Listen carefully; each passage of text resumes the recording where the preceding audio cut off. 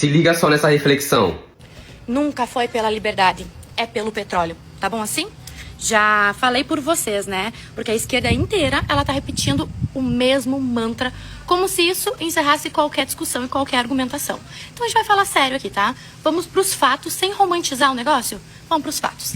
Nicolás Maduro, ele governa um país sentado em cima do petróleo. Convenhamos, né? Quanto petróleo? E aí vem uma pergunta que quase ninguém responde. Quando que o povo venezuelano usufruiu dessa riqueza? Uma pergunta básica para vocês. Porque o petróleo tem, mas sabe o que nunca teve? Liberdade pro povo. Bom, gente, vamos falar para nossa amiguinha da direita aí que acha que entende alguma coisa de Venezuela e que não entende absolutamente nada do que está acontecendo com essa invasão criminosa dos Estados Unidos por lá? Pois bem, ela questiona quando que o povo venezuelano viu a cor do petróleo. Vamos responder para ela então. Mas antes, importante avisar para ela que antes de 1999, antes de Hugo Chávez chegar ao poder, o povo venezuelano de fato nunca viu esse dinheiro. Esse dinheiro, as empresas norte-americanas de petróleo que operavam na Venezuela mandavam esse dinheiro para os Estados Unidos e a classe dominante da Venezuela é que ficava com uma fatia dessa riqueza. O povo ficava sem nada.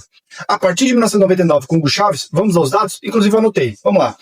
De 1999 a 2007, o salário na Venezuela era de $40. Passou, em 2007, para $370. Ou seja, um aumento de 600% no salário mínimo. A redução da pobreza caiu de 60% para 25%. A redução dos miseráveis caiu de 27% para 12%. Isso só foi possível, sabe por quê? Nacionalização do petróleo. Ainda, Banco Mundial e a OCDE, esses dados, viu?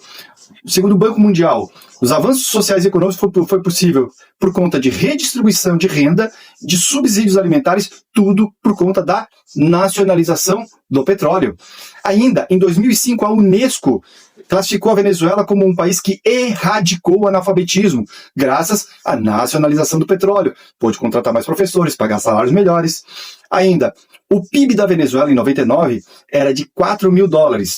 Em 2012, passou para $13 mil, mais que triplicou o PIB da Venezuela. O desemprego em 99 era de 15%. Em 2012, 7%. Reduziu em mais da metade o desemprego. O coeficiente Gini, que mede a desigualdade social, era de 0,51. Passou para 0,39, um dos melhores da América Latina. Aí, em 2014, vem a crise. Por que veio a crise? A Arábia Saudita começou a operar a venda de petróleo abaixo do custo de produção. Segundo os dados oficiais, ela estava tentando quebrar as petrolíferas americanas, que lá nos Estados Unidos eles fazem a extração do petróleo, que chamam de petróleo de xisto, onde tem um custo de produção maior. A ideia seria da Arábia Saudita tentar quebrar as petrolíferas americanas. Há uma outra versão paralela, mas aí eu não posso confirmar, de que havia um acordo entre Estados Unidos e Venezuela para fazer essas operações abaixo do preço, justamente para poder quebrar a Venezuela. Portanto, em 2014, com a queda dos preços do barris de petróleo, o que aconteceu? O barril de petróleo, que era de $120, passou para $35, ou seja, um rombo de mais de 40 bilhões no orçamento da Venezuela. Com essa queda abrupta de arrecadação, a Venezuela e os Estados Unidos implementam mais de 1.100 embargos econômicos para estrangular a Venezuela e tentar asfixiar ela economicamente. Fazendo isso, em 2017, ela intensifica ainda mais as sanções que elas implementaram. Os Estados Unidos faz congelamento de ativos da PDVSA, proibição das empresas e bancos americanos de negociar com a Venezuela. Empresas e bancos de outros países que negociassem com a Venezuela também sofreriam sanções. O petróleo venezuelano acaba perdendo mercados e a Venezuela foi bloqueada no sistema SWIFT, ou seja, nem sequer para poder contrair empréstimos internacionais a Venezuela podia. Ainda, a Venezuela tinha feito uma reserva cambial de $40 bilhões, justamente para se prevenir em momentos de crise. O que os Estados Unidos fez? Confiscou esses $40 bilhões, justamente para deixar a Venezuela sem colchão, e assim o impacto da crise, da queda dos barris de petróleo, foi um impacto profundo na Venezuela. Frente a esses bloqueios e sanções impostas pelos Estados Unidos, o governo venezuelano teve de 3 milhões de barris por dia, caiu para 300 mil. A queda foi de mais de 70% nas divisas internacionais. O rombo fiscal e a impossibilidade de financiar o déficit via crédito fez com que a Venezuela necessitasse fazer emissão de moeda para pagar gasto corrente, o que causou uma puta de uma hiperinflação, que eu acho que todo mundo viu nesse período, né? que inclusive teve uma crise humanitária profunda por conta disso.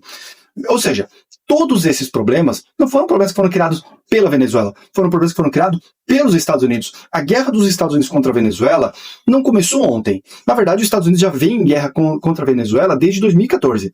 Ontem foi o processo final. Por quê? Isso é muito importante, porque a Venezuela, nesses últimos, depois de ter passado por todo esse período de estrangulamento econômico, a Venezuela apresentou melhorias econômicas desde 2024 para cá. Nesse ano que passou de 2025, a Venezuela cresceu 6,5%. Foi o segundo país da América Latina que mais cresceu. Ou seja, os Estados Unidos viu que o estrangulamento não funcionou para derrubar o governo.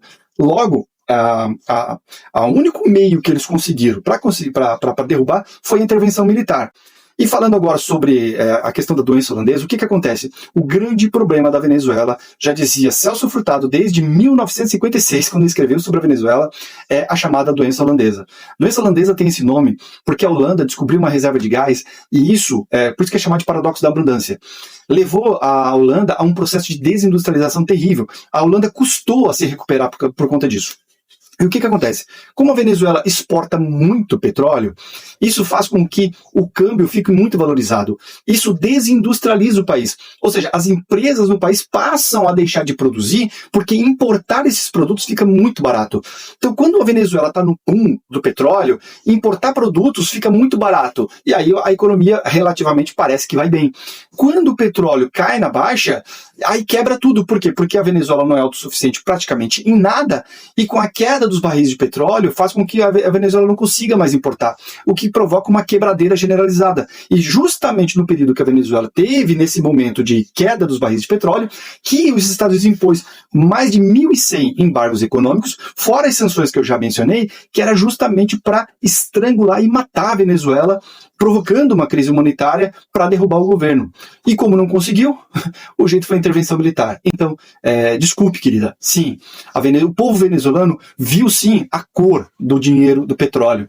Mas isso aconteceu apenas nos governos chavistas. E é justamente por isso que o povo venezuelano tem memória afetiva e reconhece o chavismo como o único governo que de fato lutou pelo povo venezuelano. Estude um pouquinho mais, querida, antes de você falar bobagem na internet.